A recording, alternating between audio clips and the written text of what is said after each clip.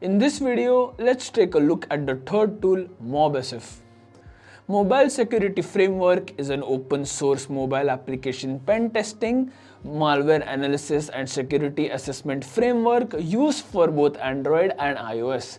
It is an automated pen testing framework which is capable of performing end-to-end security testing of mobile apps. It is a convenient tool as it can perform different types of analysis such as dynamic, static, binary and third-party library scanning.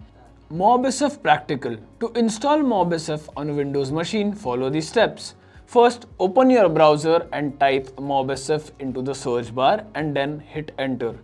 Navigate to the official GitHub page and download the MobSF zip file for Windows.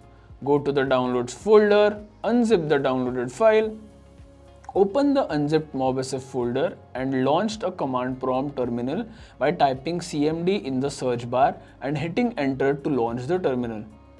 In the terminal, type setup.bat and hit enter. After successfully installing, type the command run.bat into the terminal. Open your browser, navigate to http://127.0.1:8080.